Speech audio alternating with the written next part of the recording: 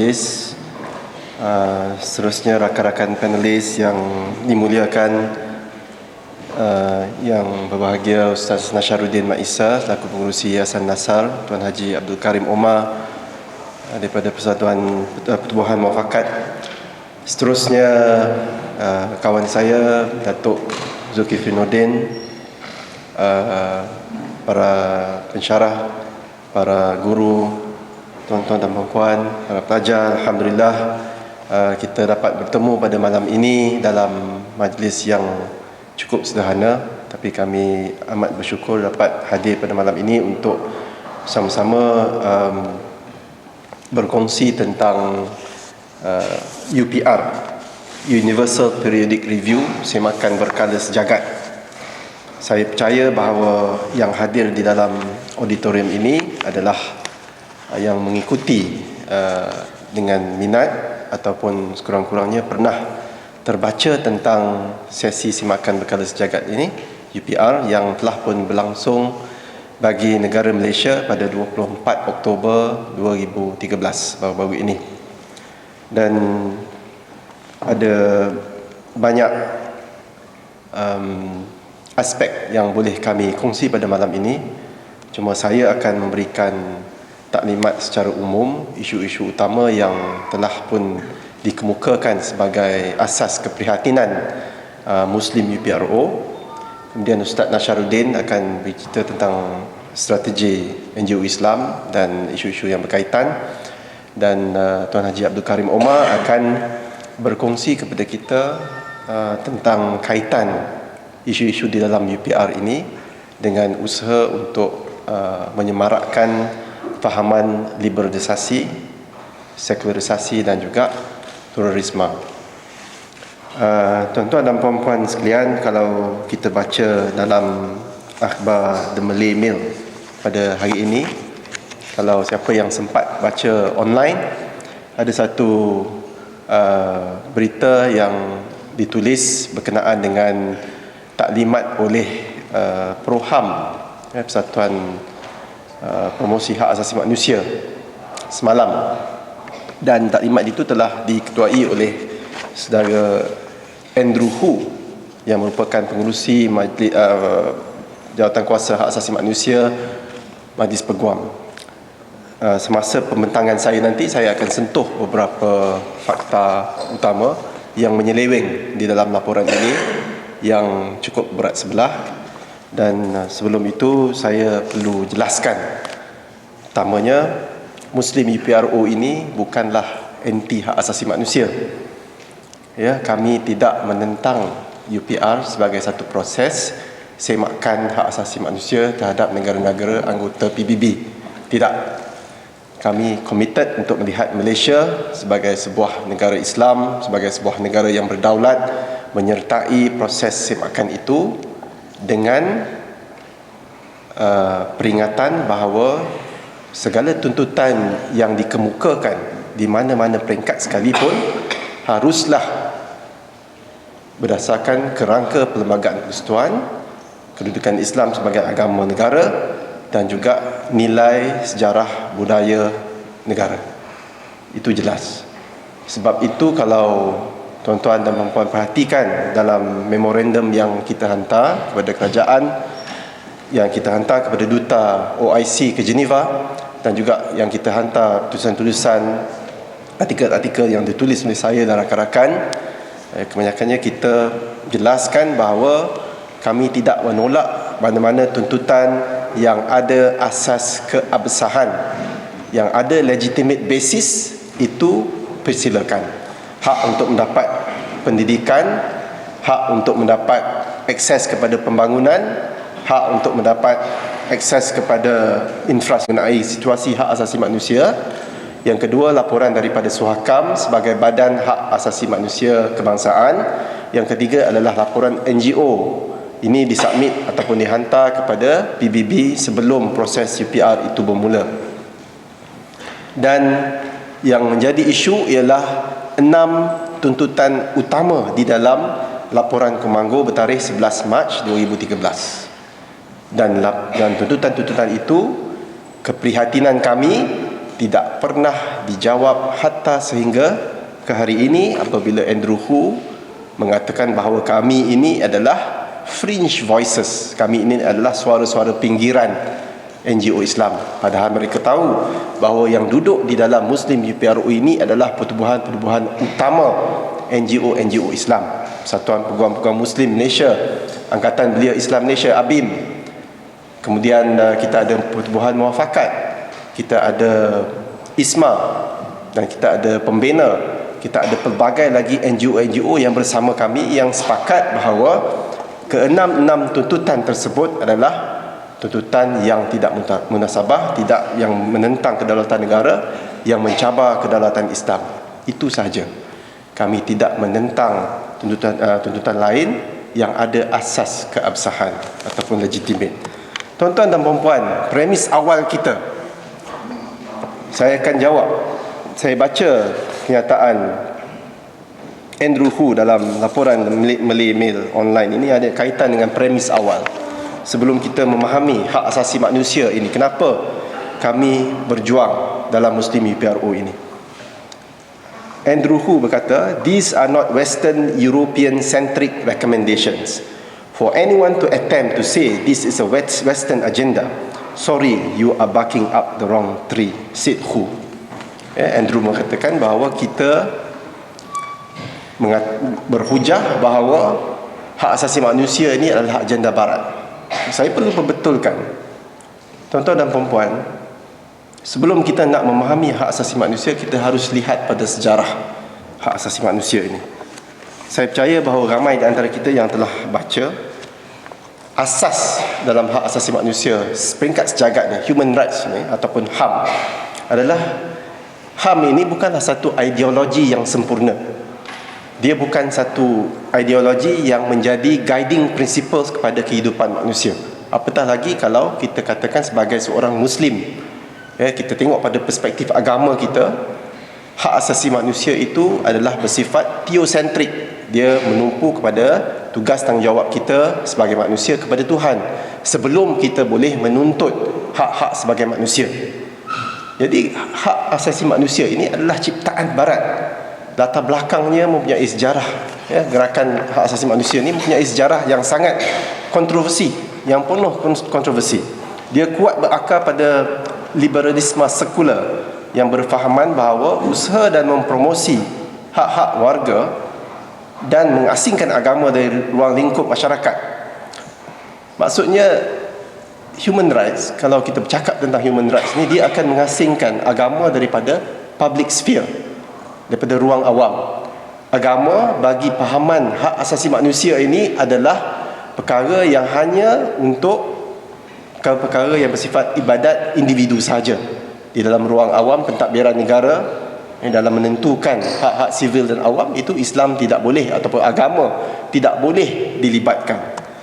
Jadi atas dasar itu, dia berbeza dengan kedudukan ataupun pandangan perspektif Islam, bahawa Islam, kita faham bahawa konsep insan itu kita tidak difahami, diasingkan daripada kompartmen spiritual dan temporal. Apa yang ada di dalam dunia ini yang menjadi perkara tiap-tiap hari kita berurusan ataupun bermuamalat, tidak terpisah daripada agama. Itu premis awal. Dan kita lihat bahawa fahaman sekularisme ini datang daripada pengalaman ataupun sejarah barat. Saya ceritakan konteks latar belakangnya. Sejarah dan realiti yang melatari UDHR, kalau kita nak cakap tentang gerakan hak asasi manusia sejagat ini, ada 3 perkara ataupun 3 dokumen penting yang kita perlu faham. Yang pertama ada Universal Declaration of Human Rights, kemudian ada ICCPR, International Covenant on Civil and Political Rights, dan yang ketiga ada ICESR, International Covenant on Economic and Social Rights. 3 dokumen ini membentuk apa yang dipanggil sebagai International Bill of Rights. Ini yang menjadi dokumen utama rujukan. Okey, UDHR diakui oleh Johannes Morsing. Dia ini menulis satu buku yang bertajuk The Universal Declaration of Human Rights, Origins, Drafting and Intent. Dia telah menulis bahawa sejarah dan realiti yang melatari UDHR ialah respons terhadap mangsa kekejaman Perang Dunia Kedua tahun 1945 dan mangsa Holocaust Yahudi, atas pengalaman pahit Barat ini, dan juga atas pemisahan negara dan agama. Kerana berlaku pada dalam sejarah Barat itu ada beberapa peristiwa yang mana Barat merasa bahawa golongan agamawan telah bekerjasama dengan pemerintah yang zalim dan telah menghancurkan manusia pada ketika itu. Jadi oleh sebab itu mereka merasakan bahawa perlu dipisahkan negara dengan agama ini, tidak boleh. Dan itu juga mempengaruhi sebenarnya faham sekular. Dan sejarah yang meneliti ditulis salah seorangnya, UDHR ini ada 5 jurulapor yang ketika itu dilantik, dan salah seorangnya ialah Charles Habib Malik. Beliau merupakan seorang Kristian Lebanon yang kemudiannya pada tahun 1982 telah menjadi pemikir di sebalik gerakan Falangis yang membunuh lebih 3,000 manusia awam, masyarakat awam Palestin, peristiwa Sabra dan Shatila, kalau tuan-tuan dan puan-puan ingat lagi. Jadi orang yang ini yang sama yang menjadi tulang belakang mendraft deklarasi hak asasi manusia sejagat. Dan jelas perkara ini adalah masalah ataupun beban yang dibawa oleh warisan pemikiran sekular Barat. Bagaimana Andrew Hu daripada Malaysian Bar Council ni boleh mengatakan bahawa ia bukan daripada fahaman sekular Barat. Itu premis asas yang kita kena faham. Sebab itu kita pergi ke mana-mana bila berdialog semasa di Geneva, kami beri taklimat kepada beberapa NGO Islam dan juga kepada duta OIC ke Geneva. Kita menyebutkan bahawa perlu ada artikulasi yang betul dari kalangan negara-negara Islam ini, khususnya mengenai penentangan mereka ataupun kefahaman mereka tentang hak asasi manusia. Kerana perkara-perkara begini tidak didedahkan. Perkara-perkara begini sebenarnya mereka tidak mahu mendedahkan kerana mereka mahu mengatakan, mereka impose ataupun memaksakan nilai-nilai itu, dan dikatakan nilai-nilai itu sebagai nilai-nilai yang sejagat. Mereka kata, oh ini bukan Western secular values, ini adalah diterima kerana orang seperti Charles Habib Malik, ada wakil daripada China. Dia kata it is representative, it is universal, therefore you must accept these values as your rights in your country. Kalau mereka mengatakan bahawa freedom of religion sebagai contoh, freedom of religion, kalau di Amerika ataupun di Netherlands ataupun di Austria, di Germany, kalau boleh seseorang itu diberikan hak mengikut nilai-nilai sejagat, mereka boleh meninggalkan agama sebagaimana yang terletak ataupun termaktub dalam artikel 18 UDHR. Kita baca dengan artikel 18 ICCPR berkenaan dengan hak untuk menukar agama, kebebasan beragama ini termasuk hak untuk menukar agama. Maka itu perlu diterima oleh negara seperti Malaysia, perlu diterima oleh negara seperti Egypt, Indonesia, Chad, dan sebagainya, negara-negara Islam. Dan penyertaan kaum Muslim, wakil Muslim sangatlah minimum semasa proses untuk mendraft UDHR itu, sangat minimum. Tidak ada upaya nyata untuk menjelaskan prinsip-prinsip Islam secara komprehensif, untuk mendapatkan pandangan sikap tradisi agama, minta maaf silap spelling, terhadap artikel-artikel di dalam UDHR yang berbeza. The different articles, sebenarnya pertubuhan bangsa-bangsa bersatu itu telah dinafikan semasa pembentukan draft deklarasi hak asasi manusia sejagat itu, dinafikan daripada mendapat pandangan ataupun perspektif Islam, apatah lagi daripada pandangan perspektif tradisional para ulama-ulama tradisi kita, yang sebenarnya dalam agama kita, mungkin Ustaz Nasha boleh berkongsi, dah ada pun, kita ada Piagam Madinah, kita ada Quran sendiri, dan kita dah ada perkara-perkara bertulis mengenai hak asasi manusia dalam Islam ini. Tapi pada ketika itu dinafikan kerana apa? Kerana profil para wakil yang berbeza dari peserta negara-negara Muslim seperti Arab Saudi, Pakistan, Syria menunjukkan perwakilan dari negara-negara Muslim adalah individu yang telah dididik secara sekular. Jadi mereka ini sebenarnya tidak mewakili pandangan sebenar agama Islam mengenai hak asasi manusia. Sebab itu kalau kita lihat bila Arab Saudi menentang artikel 18 dalam UDHR. Dalam UDHR ini artikel 18 berkenaan dengan freedom of religion. Disebut dalam itu freedom of religion includes the freedom to change one's religion. Ini masalah kita. Bila wakil daripada Arab Saudi menentang di dalam ICCPR artikel 18 yang dibaca bersama UDHR itu, dia menunjukkan bahawa ada bahasa yang agak vague, ya, dia tukar sedikit, dia tidak letak freedom to change the religion kerana penentangan Saudi. Itu pun tuan-tuan dan puan-puan, wakil Arab Saudi namanya Jamil Barudi ketika di draft itu, seorang Kristian Lebanon, wakil Arab Saudi. Jadi bagaimana dikatakan bahawa pandangan Islam itu, perspektif Islam itu telah diterima pakai dalam kita mendraft deklarasi hak asasi manusia sejagat. Dan sebab itu bila Andrew Hu menyebutkan sekali lagi dalam laporan Malay Mail Online ini, mereka mengatakan bahawa, saya baca, I would say specifically to the likes of Muslim Lawyers Association and ISMA, if you are saying that this is a Christian plot, then why is it that you have Algeria, Chad, Tunisia talking about signing international conventions? He asked. Okay. Beliau mengatakan hanya kerana Egypt, kerana Syria, kerana Algeria telah menandatangani ICCPR yang membolehkan tadi artikel 18 untuk seorang itu murtad, maka kenapa Malaysia tidak sign? Ada satu penulis namanya Alia Al-Hadri, beliau berada di Geneva. Beliau juga menulis dan mengatakan, adakah NGO Islam ini berfikir bahawa Muslim di Malaysia itu lebih baik daripada Muslim di Afghanistan, kerana Afghanistan telah pun tanda tangan ICCPR. Of course saya akan jawab, Muslim di Malaysia lebih baik daripada Afghanistan, Muslim di Afghanistan. For sure, saya kata dari segi welfare, dari segi hak kita untuk beragama, menjalankan agama. Dan selama ini kita telah pun menghormati agama-agama lain secara baik.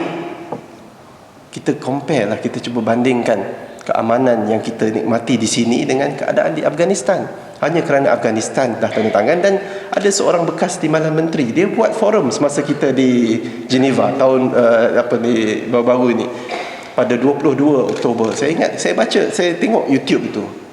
Timbalan Menteri ini berkata bahawa Malaysia berada di bawah dari segi carta pencapaian, sama ada kita dah tanda tangan atau tidak. Dia tak cantik. Saya kata bagi seorang Timbalan Menteri, bekas Timbalan Menteri untuk bercakap begitu, menunjukkan bahawa dia tidak faham cabaran-cabaran yang ada di depan kita. Tak semestinya kalau kita dah tanda tangan ICCPR, daripada 9 convention yang ada, Malaysia dah tanda tangan 3. Tidak semestinya, hatta sampai kiamat pun kalau kita tidak tanda tangan, ya, mana-mana convention ini, tidak semestinya hak-hak asasi manusia di kalangan rakyat Malaysia ini tidak terjamin. Kerana kita tengok keadaan. Saya buat kajian tentang 3 negara yang disebut oleh Andrew Hu: Tunisia, Egypt dan juga Algeria. Mereka ni ketiga-tiganya kononnya telah pun tanda tangan beberapa convention lebih jauh daripada Malaysia. Pada 24 Oktober, hari Malaysia disemak itu, saya bacakan, di Tunisia, deadly violence and street protests in Tunisia postponed talks intended to end a political standoff that had thwarted completion of a new constitution in the birthplace and a relative bright spot in Arab Spring revolts. Pada hari Malaysia sedang disemak rekod hak asasi manusia ini di Geneva, Tunisia cannot even agree on their own new constitution. And you expect Malaysia to follow Tunisia? Negara yang kucak-kacir seperti Egypt, nak kita nak tunduk, nak ikut Egypt kerana Egypt dah tanda tangan ICCPR. Therefore, Andrew Hu kata, you must follow Egypt and we must follow Egypt. I don't think so. Kebanyakan negara-negara Muslim, Islam yang tanda tangan dokumen-dokumen hak asasi manusia ini, negara-negara Arab, sad to say, mereka ini tidak baca pun kandungan, tidak faham kandungan, tidak faham implikasinya. Sebab itu Saudi Arabia boleh hantar seorang Kristian Lebanon untuk mewakili mereka dalam proses mendraft UDHR, yang menyebabkan kita dinafikan ataupun PBB dinafikan daripada hak sebagai untuk memahami perspektif Islam terhadap hak asasi manusia. Jadi adakah ini fringe voice, tuan-tuan dan puan-puan? Adakah pandangan ini, perspektif yang kami buat ini berdasarkan kajian kami yang mendalam, dan kami ini bukan orang-orang yang lekeh.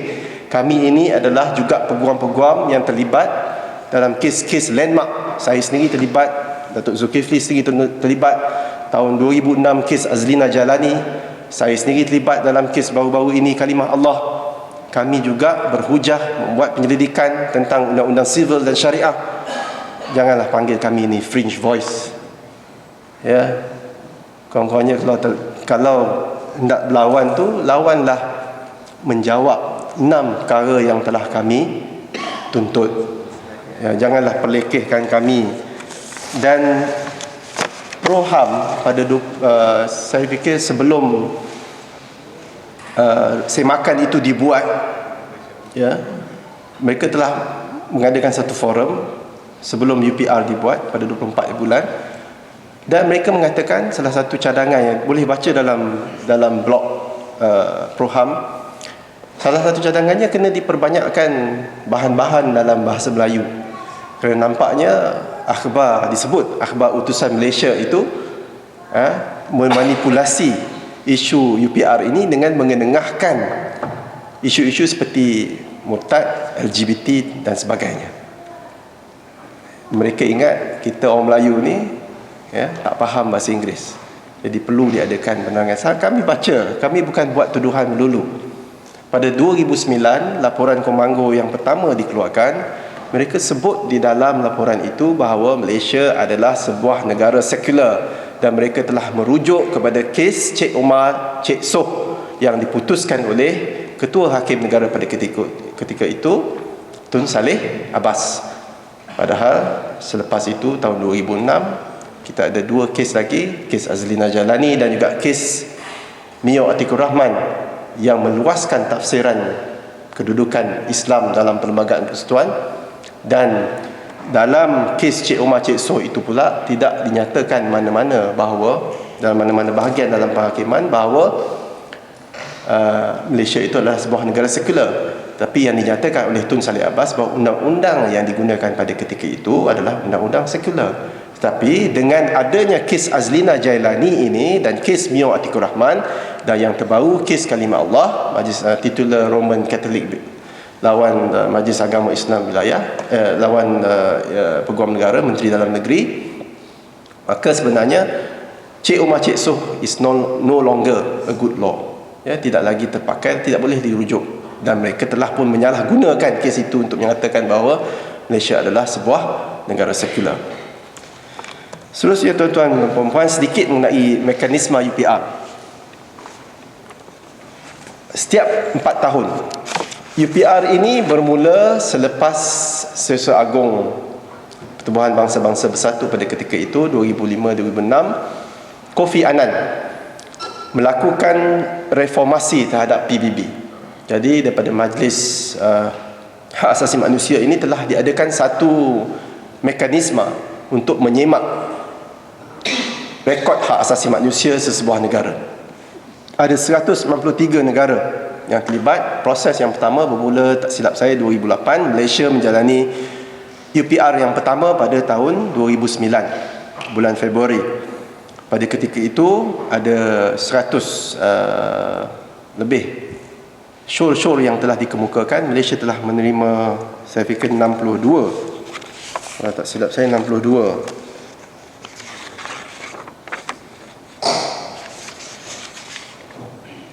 Okay, 103 syur-syur pada 2009 dan 62 syur-syur telah pun diterima. Kesan langsung daripada UPR ini memang dia tidak mengikat, dia hanyalah merupakan syur-syur. Malaysia masih boleh menolak.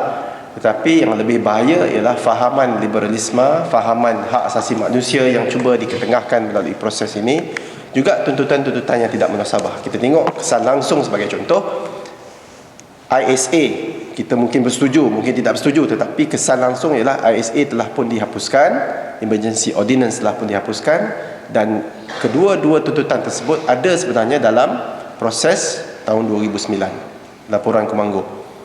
Jadi pada tahun ini kita lihat peningkatan dari segi tuntutan ataupun show yang dikemukakan. Ada berapa show yang diterima untuk dipertimbangkan? 232 daripada 109 negara. Malaysia merupakan negara kedua tertinggi selepas China dalam sesi ke-17, negara yang kedua tertinggi yang diminta ataupun menarik minat negara-negara untuk mengemukakan show.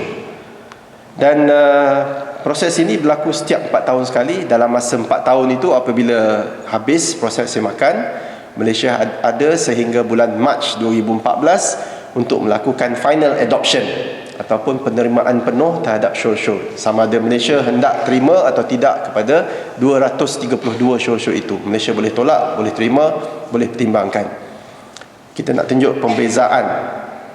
Negara Kongo buat semakan sebelum Malaysia, di peringkat draft lagi mereka telah menolak hak LGBT. Tak masuk pun dalam draft untuk laporan negara Kongo. Tetapi Malaysia kata bahawa we will consider.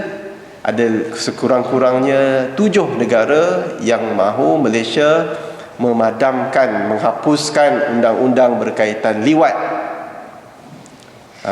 Malaysia kata kita akan pertimbangkan. Kongo boleh kata kita tolak awal-awal, tak payah consider, tolak. Tapi Malaysia telah mengatakan bahawa kita akan terima untuk pertimbangan. Ada ke alasan untuk tuan-tuan dan puan-puan tidak risau tentang perkara ini? Saya fikir kita kena risau. 3 hari yang lepas, Hawaii menjadi sebuah negara terkini di dalam Amerika Syarikat yang mengiktiraf, the bill was signed into law. Ditandatangani menjadi undang-undang untuk mengiktiraf undang-undang perkahwinan sejenis ini. Malaysia macam mana? Malaysia dah ada tak perkahwinan sejenis ni? Boleh siapa-siapa tanya, agak-agak tahu tak? Dah ada ke perkahwinan sejenis? Datuk? Dah ada. Kendurinya dah ada. Kendurinya berlaku tahun lepas. Padri lagi. Kendurinya dah berlaku tahun lepas, tetapi the solemnization, upacara perkahwinan tu dibuat di Washington ke di Amerika. Tapi maksudnya dah ada kenduri kat Malaysia. Perkahwinan gay dibuat di salah sebuah hotel di Kuala Lumpur. Dan perkahwinan lesbian pertama di dalam negara Muslim secara sah telah pun dilakukan di negara Muslim terbesar di Indonesia pada tahun 1982. Itu pun dah berlaku. Di Singapura pada bulan April baru-baru ini terdapat satu percubaan Lee Meng Suang. Kalau baca, siapa pelajar undang-undang boleh baca kes Lee Meng Suang ini, permohonan untuk mengisytiharkan LGBT itu ataupun Section 377 itu dalam kanun keseksaan Singapura sebagai tidak keperlembagaan ataupun unconstitutional. It's happening around us. It has already happened in Malaysia. So the marriage, the ceremony, dia tak berlaku di Malaysia, tetapi kendurinya dah berlaku di Malaysia. Dan kita tahu bahawa sexuality mereka juga adalah merupakan salah satu inisiatif ataupun usaha untuk mereka menyemarakkan lagi fahaman ke arah mengizinkan perkahwinan sama jenis ini. Ini adalah 6 isu keprihatinan Muslim YPRO. Sampai sekarang Komanggo tidak jawab. Mereka mengatakan bahawa kami ini golongan fundamentalist. Mereka mengatakan bahawa kami ini fringe voice. Datin Paduka Marina Mahathir mengatakan bahawa kami tidak buat homework. Kemudian pelbagai lagi tuduhan-tuduhan. Bila kita pergi ke Geneva, kita beritahu dengan mereka bahawa kami juga ada hak untuk bercakap, mengenengahkan perspektif Islam mengikut Perlembagaan Persekutuan. Kami bukan bawa kitab-kitab Taliban untuk dihantar ke Geneva. Kami bukan bawa kitab golongan-golongan ekstrim. Yang datang ini adalah kami sebagai pengamal undang-undang, sebagai peguam yang sah, yang berdaftar dengan majlis peguam, yang juga berhujah di dalam mahkamah, dan kami membawa hujah-hujah dalam kerangka Perlembagaan Persekutuan, dalam kerangka ASEAN Human Rights Declaration, dalam kerangka United Nations. Dan ini perspektif kami tentang Islam. Kita baca perisytiharan dan pelan tindakan Vienna tahun 1993 yang mengatakan dengan jelas bahawa dalam nak melaksanakan idea dan tindakan hak asasi manusia ini kena juga diambil faktor budaya, agama dan juga sejarah sesebuah negara itu. Itu perlu dihormati. Jadi hujahan kami adalah berdasarkan kepada prinsip itu. Dan sebenarnya negara kita juga telah pun memposisikan dirinya dengan jelas. Pada 14 Februari 2012, kita telah pun menyertai kumpulan negara-negara OIC menulis satu surat kepada Miss Laura Dupuy, masa itu Presiden Majlis Hak Asasi Manusia, menyatakan bantahan Malaysia bersama dengan negara-negara Islam lain tentang percubaan untuk memasukkan hak-hak LGBT itu, bahasa-bahasa sogi, sexual orientation and gender identity, ke dalam Deklarasi Hak Asasi Manusia Sejagat ataupun UDHR. Dan ketika itu, bila surat itu dihantar, ada juga bantahan daripada American Catholic Institute. Perkara ini berlaku, dan tapi perkara ini tidak diceritakan oleh Komanggo. Mereka tidak mahu melihat Malaysia memainkan peranan sebagai sebuah negara Islam, menyatakan bahawa because the human rights ideology is not a perfect ideology, therefore kita boleh menyatakan pandangan-pandangan kita mengenai Islam yang sebenarnya membantu ke arah kesejahteraan tamadun manusia. Ini yang mereka gagal untuk nyatakan. Yang pertama, ICCPR. Saya sebutkan tadi secara spesifik, artikel 18 ICCPR dibaca bersama artikel 18 UDHR, Universal Declaration of Human Rights, mengenai hak untuk meninggalkan agama seseorang itu. Dan kami buat research. Kita bukan tidak buat research. Kita sekarang ni kalau kita lihat pada general comment by Human Rights Committee, boring. Okay.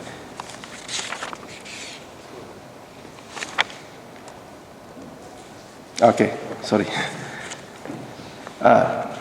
Perenggan 1 dalam laporan Komanggo yang juga sama konsisten dengan tuntutan beberapa negara. Okay, beberapa negara sebagai contoh ICCPR yang minta Malaysia sign ICCPR ini: Poland, Latvia, Sierra Leone, Benin, Uruguay, Ireland, Slovenia, Mesir, Slovakia dan lain-lain. Itu antara negara yang minta Malaysia tanda tangan.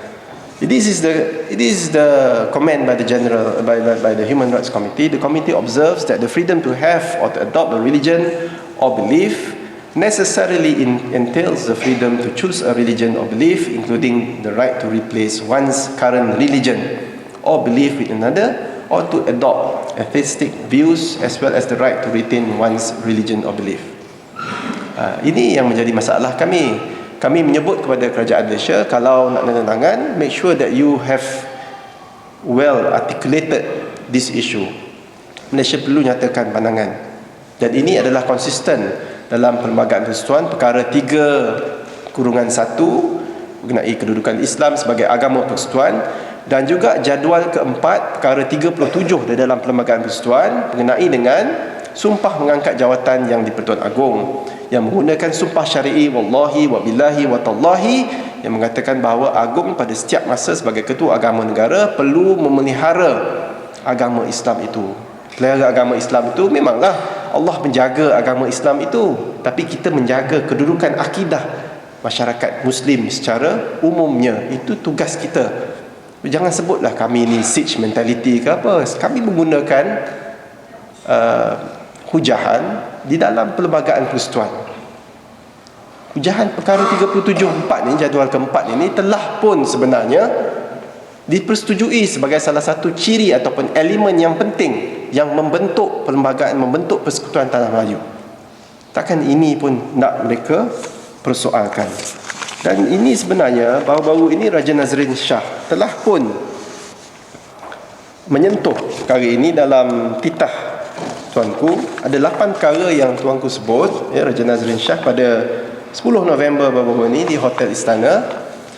Antara lain disebut bahawa peristiwa Natrah tercatat kuat dalam memori bangsa kerana rusuhan yang berlaku pada 12 Disember 1950 di Singapura. Disebut tentang perkara itu.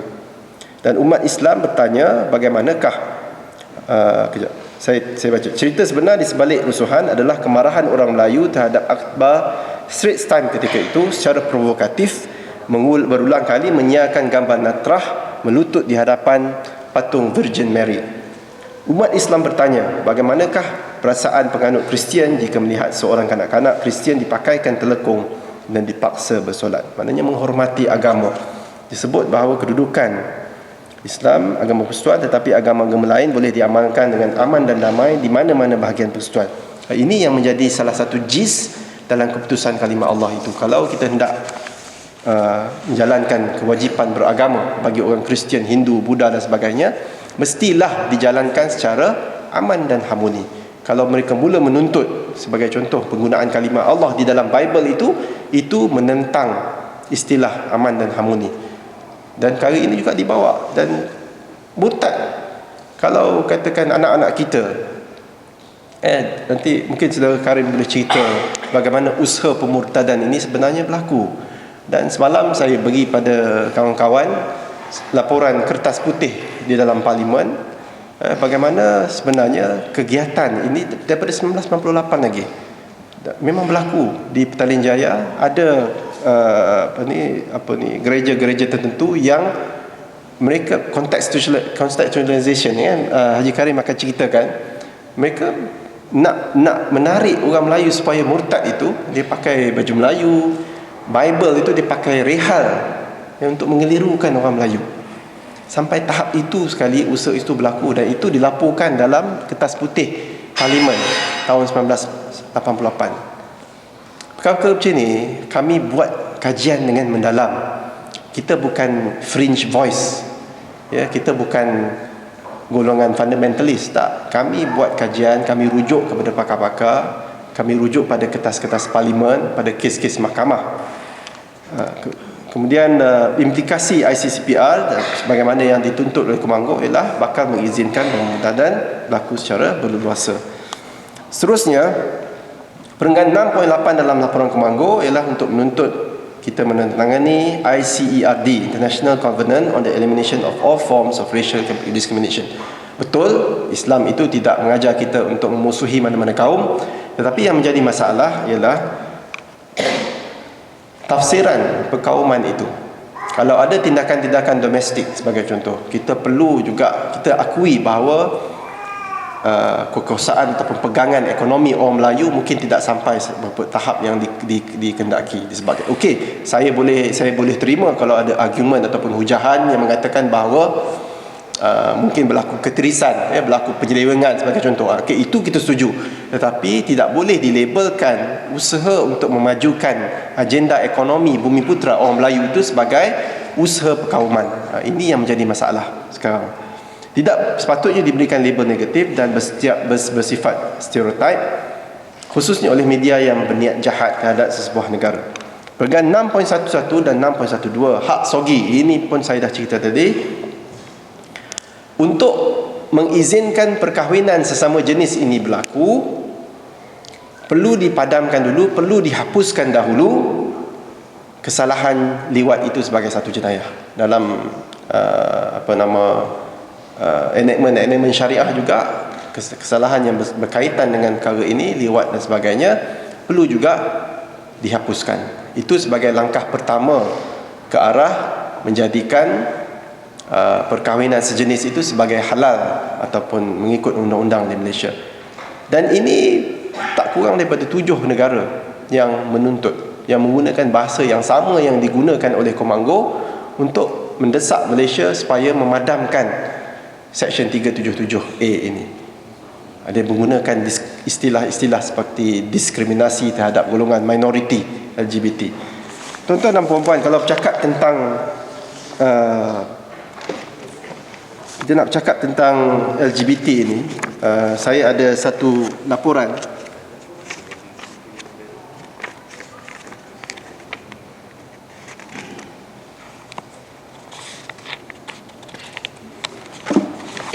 okey, ini laporan yang tuan-tuan boleh Google. Tajuk dia The Militant Homosexual. Ini ditulis oleh majalah Newsweek pada tahun 1971 yang mencetuskan gerakan homoseksual secara tersusun yang menyebabkan pada tahun 1982, mula-mula berlaku 1971 ini boleh baca dalam ni, terdapat satu segmen yang menceritakan bagaimana militan dia, ini media barat melabelkan golongan homoseksual ini sebagai militan. Mereka merempuh masuk dalam satu mesyuarat saintifik yang sedang bersidang 2,000 orang psikiatris daripada American Psychiatric Association. 2,000 orang. Dan saya baca, saya tak fitnah. We are here to denounce your authority, to label us sick or mentally disorder, shouted the group's leader, Dr. Franklin Kameny, while the 2,000 shocked psychiatrists looked on in disbelief. For us as homosexuals, your profession is the enemy incarnate. We demand that psychiatrists treat us as human beings, not as patients to be cured.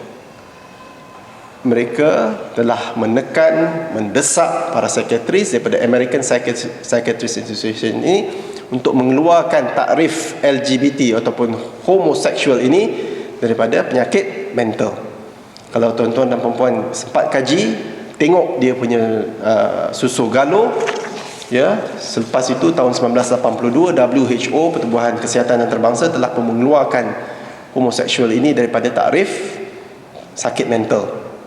Kemudian kita tengok banyak lagi gerakan-gerakan yang dilakukan, dan pada 2006 Yogyakarta Principles itu yang berlaku di Yogyakarta, negara Muslim terbesar di Indonesia, yang telah mengakibatkan daripada 2006 itu tahun 2012 satu resolusi Pertubuhan Bangsa-Bangsa Bersatu untuk mengiktiraf hak LGBT ini, dipanggil resolusi 1719, telah pun dikeluarkan, dan gerakan ini menjadi semakin deras.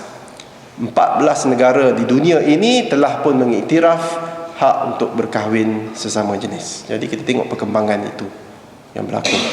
Dan disebut dalam 6.11, 6.12 ini laporan Komangko, mereka mahukan Malaysia memadam 377A itu. Kerana mereka mahu mengizinkan, akhirnya, ultimately, to allow for same-sex marriage. Perenggan 6.2 ini yang saya sebut tadi, hak-hak istimewa kaum Melayu, ICERD tadi, diistilahkan sebagai alat politik. Again, mereka ini juga mahu supaya proses ataupun tindakan-tindakan domestik sebuah kerajaan itu kena juga diberikan hak sama rata, padahal mereka sepatutnya menghormati kedaulatan negara kita. Perenggan 9 adalah mempersoalkan enemen kesalahan-kesalahan jenayah syariah. 9.5 mendesak pemasuhan atau pindaan terhadap kesalahan-kesalahan jenayah syariah dan enemen yang didakwa sebagai mengganggu hak peribadi. Kalau apa yang mereka nak buat itu suka hati mereka, tidak boleh dipersoalkan. Kita tak boleh ada konsep amar ma'ruf nahi munkar itu. Bagi mereka, amar ma'ruf nahi munkar itu melanggar ataupun menghancurkan hak peribadi. Sebab itu ada sampai seorang pemimpin politik yang berkata bahawa undang-undang liwat itu adalah arkaik, telah ketinggalan zaman, lapuk dan ketinggalan zaman, kerana dia juga menyokong hak untuk mereka melakukan khususnya budaya seks songsang ini. Perenggan 10 dalam laporan Komangko mewujudkan kekeliruan terhadap isu kebebasan beragama, isu kalimah Allah yang masih belum diputuskan oleh Mahkamah Persekutuan. Kami telah menerima salinan notis untuk permohonan kebenaran untuk merayu telah pun dihantar kepada pejabat Guam, dan ada 26 soalan-soalan yang ditimbulkan untuk dipertimbangkan oleh Mahkamah Persekutuan nanti. Kemudian larangan terhadap penganut ajaran Syiah ini ditimbulkan oleh negara Iran. Ini juga ada dalam Komanggo. Mereka mengatakan bahawa sebagai freedom of religion, perlu penganut-penganut agama Syiah ini dibenarkan untuk menyebarkan fahaman mereka di kalangan orang-orang Islam. Hak seorang bapa beragama Islam untuk mengislamkan anak-anak. Kita tahu kes Ridwan dan beberapa kes lagi yang berlaku dijadikan isu hak asasi manusia. Mereka tidak menghormati keputusan Majlis Fatwa Kebangsaan dan juga pandangan-pandangan para ulama yang muktabar, yang sebenarnya itu adalah hak kita sebagai orang Islam untuk menjalankan perkara di dalam agama Islam ini. Okay? Proses UPR Malaysia secara ringkas, 17-31 Oktober, saya dan Ustaz Nasharuddin. Haji Karim memang dalam delegasi, tetapi saat-saat akhir dia menjadi tetamu Allah. Jadi saya fikir dia bagi input tu dengan cara dia mendoakan kita. InsyaAllah, alhamdulillah kami balik dengan selamat, telah menjalankan sesi itu. 5 ahli delegasi kita ini akan diceritakan dengan lebih lanjut oleh Ustaz Nasha. Fokus kita menjelaskan kedudukan Islam dalam Perlembagaan Persekutuan. Kita jumpa dengan mana-mana delegasi, kita jumpa dengan mana-mana negara, kita jelaskan bahawa ini adalah kedudukan Islam di dalam Perlembagaan Persekutuan.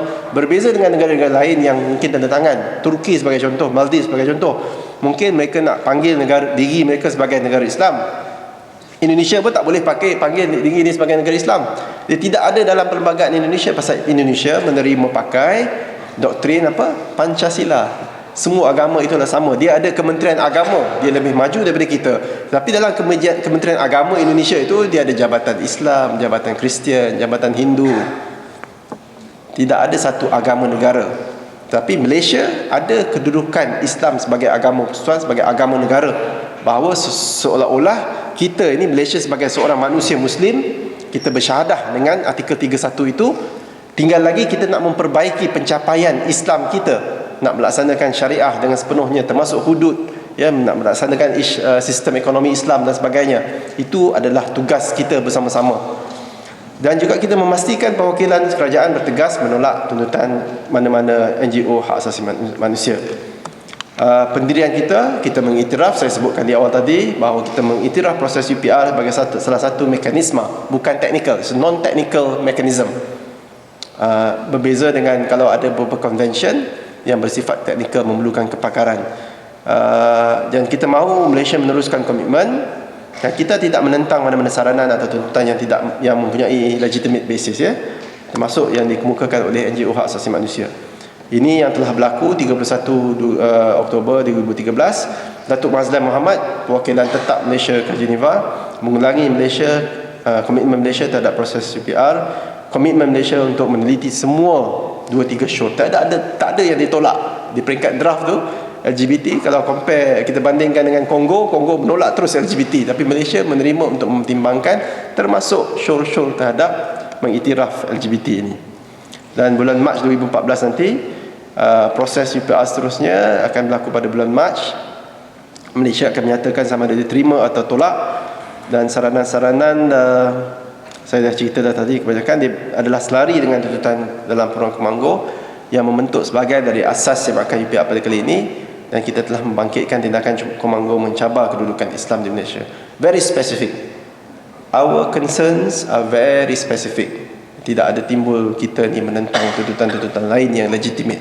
Proses UPR ini yang saya ceritakan tadi, ada beberapa negara yang sama selari tuntutannya, dan kita memang mendapat tahu bahawa Komanggo telah pun memberikan taklimat kepada negara-negara yang tertentu yang menggunakan syur-syur itu mendapat maklumat daripada Komanggo. Sebagai contoh, isu ICCPR, LGBT dan Syiah, dan ini meluas. Andrew Hu mengatakan bahawa isu-isu ini bukan isu-isu utama bagi kami, bagi orang Islam, bagi NGO Islam. Ini adalah isu-isu utama. Isu murtad adalah isu utama, isu LGBT adalah isu utama. Kalau kita akidah kita terjejas, kalau kita melanggar syariat, sudah tentu itu adalah satu perkara yang sebenarnya boleh menjejaskan kedudukan kita sebagai orang Islam. Syiah sebagai contoh, kan? Okey, kita argue lah, kata mungkin adalah beberapa hujahan, tapi pada hakikatnya negara kita telah menerima ahli sunnah wal jamaah itu sebagai ajaran yang dominan dalam konteks Malaysia. Kita menghormati kalau negara Iran nak buat hubungan diplomatik ataupun hubungan dagangan, okey, tapi fahaman itu boleh menyebabkan kita, masyarakat kita bercelaru, berkecamuk seperti mana yang berlaku di negara-negara lain. Dan ini membuktikan kebenaran dakwaan Muslim UPRO. Bukan kami menuduh secara sembarangan, kami tidak menuduh, tapi niat tidak baik Komanggo itu mengenai mencemarkan nama Malaysia dengan tuntutan-tuntutan yang tidak munasabah. Seruan kita kepada kerajaan telah pun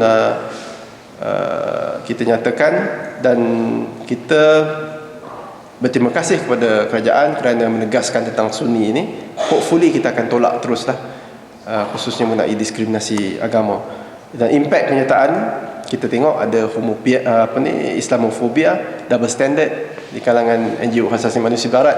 Bila NGO Islam nak cakap tentang hak asasi manusia ni, tak boleh, you cannot, you have to stay in Malaysia, keep quiet, don't talk about human rights because you don't do your homework, because you don't understand the human rights process. Kami dituduh, di label macam-macam. Pada hakikatnya kami juga dituduh, kata this Muslim UPRO ni adalah golongan Muslim fundamentalist, golongan teroris, golongan yang tidak progresif, jadi tak boleh bercakap tentang hak asasi manusia. Oh, tak boleh. When it comes to Muslims, oh, you cannot, no freedom of expression for Muslims. Okay, tanggapan salah. Mereka ni kebanyakannya jadikan hak asasi manusia ni sebagai perniagaan lah, sebagai business. They have to create all this human rights situation in order to kata, the situation in Malaysia is terrible that you must give us funding so that we can do work. Nampak? The situation, human rights situation in Malaysia is so bad, tak ada harapan dah. If compared to Afghanistan, Afghanistan is much better. Afghanistan lebih baik daripada Malaysia. Allahu Akbar. Kairo ataupun Egypt lebih baik daripada Malaysia. Come on lah. Tunisia lebih baik daripada Malaysia. On the day review tu saya sebut tadi 24 bulan tu, Tunisia tak boleh. They cannot even tak boleh nak bentuk perlembagaan sendiri. And you expect us to follow Tunisia? Come on. Tengah masalah dia ingat dia monopolize, dia ingat dia dominan, dia ingat bahawa kita ni tidak boleh articulate issues. Kehadiran Muslim UPRO di stereotype sebagai fundamentalist Muslim, ini tanggapan negatif lah penegasan kita. Sini ada beberapa penegasan yang telah kami nyatakan di dalam memorandum Muslim UPRO dan juga dalam beberapa tulisan dalam majalah-majalah, dalam akhbar juga telah kami telah memecah dominasi NGO hak asasi manusia ini. Ternyata mereka hipokrit. Bila kita pergi ke sana, dia marah kat kita kalau dia kata orang Islam di Malaysia ni sedikit-sedikit hantar memorandum kepada Majlis Syura Raja. Ada siege mentality dan sebagainya. Takut sangat Islam tu terancam. Tapi di sana, di Geneva, mereka pula pergi jumpa Majlis Hak Asasi Manusia, mengadu kat Majlis Hak Asasi Manusia. Jadi siapa yang sebenarnya ada siege mentality? Ya, inilah sikap NGO hak asasi manusia ni. Kita membetulkan perspektif itu yang lebih baik melalui jaringan Ustaz Nasharuddin, dengan Duta OIC, dengan Yayasan Cordova, dengan pelbagai NGO di sana, dan kita akan teruskan usaha ini kerana diakui oleh Sliman Sheikh sendiri, Duta OIC ke Geneva, bahawa tidak pernah NGO Islam cuba melakukan lobby sebegini untuk memberikan perspektif yang betul tentang Islam dalam agama persekutuan. Dan saya sebenarnya tidak hairan sekiranya Malaysia tinggal bersendirian untuk menjelaskan kepada negara-negara Islam lain. Kalau kita tengok kebanyakan negara-negara Islam lain, semuanya sudah habis hancur dari segi sama ada pencapaian hak asasi manusia, good governance dan sebagainya. Kita juga ada kelemahan, saya akui. Kita punya kerajaan tidak perfect, not a perfect Muslim government, tetapi alhamdulillah sekurang-kurangnya kedudukan Islam dalam agama sebagai agama persekutuan itu telah jelas. Perkara 31 dan perkara 37 dalam Perlembagaan Persekutuan. Gagasan masa hadapan, kita akan mengadakan kerjasama strategik. Kita membuat fellowship untuk kita latih lebih ramai aktivis Muslim yang akan boleh articulate on human rights issues, yang boleh bercakap di peringkat serantau antarabangsa tentang isu-isu yang melibatkan hak asasi manusia. Dan kita menyambut baik respons daripada Duta OIC ke Geneva. Peranan Malaysia sangat diperlukan dan kita akan memulakan inisiatif untuk mengemukakan laporan stakeholder yang lengkap. Kita nak juga participate dalam UPR 2018. Kita akan ceritakan perspektif Islam tentang hak asasi manusia yang sebenar di Malaysia ini, supaya negara-negara lain dapat melihat dengan betul, tidak menerima sebarang stereotip ataupun label negatif mengenai kedudukan hak asasi manusia di Malaysia. Saya ucapkan terima kasih di atas penilaian, perhatian, dan saya mohon maaf di atas segala kesilapan. Mudah-mudahan ada manfaat kita pada malam ini. Wallahu a'lam bishawab. Wabillahi taufiq wal hidayah. Assalamualaikum warahmatullahi wabarakatuh.